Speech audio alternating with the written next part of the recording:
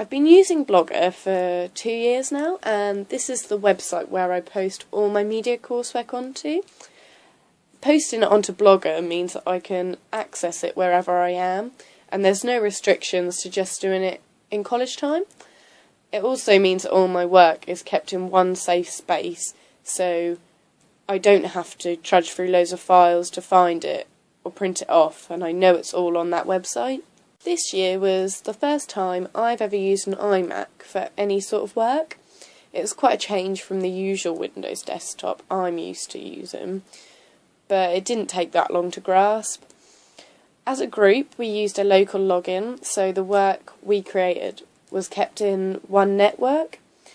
This did mean that we could only use one Mac though, and that proved difficult if others needed to use the same one. However, using the Mac did help as we got to use different software, for example Premiere Pro. I've been using Prezi, which is a piece of presentation software to display my written and multimedia work. This allows you to add clips, photos and videos to your work. It's quite a fun way of making your work look more attractive rather than just posting written documents onto your blog. Dafont.com is a website where you can download all sorts of fonts. I used this when designing my magazine cover and horror poster. It allowed me to access a load of fonts which were conventional for certain genres, and obviously was particularly good for horror. It gave me quite a bit of diversity, and I wasn't limited to just a range of basic fonts that you get on the Premiere Pro. SurveyMonkey is an online survey maker, and I use this when collecting data on the types of people who watch horror and what they expect to see. It allowed me to collect information easily and quickly, as I could just email people the link rather than waiting to see them face to face and have them fill out a paper copy. We used a Panasonic HD Handycam when filming most of the scenes for our trailer. It was very easy to use, and it was relatively easy to download the recordings from it as well. The rotating viewfinder was particularly helpful because it meant the talent of the trailer could also see how she was positioned in a scene. Flickr has been very useful when analysing the horror posters and magazine covers. It allows you to add text boxes onto our photo so you can annotate it, and doing it this way also means that the original photo isn't ruined. I really enjoy using Photoshop as you can completely enhance an image and make it look a lot more professional.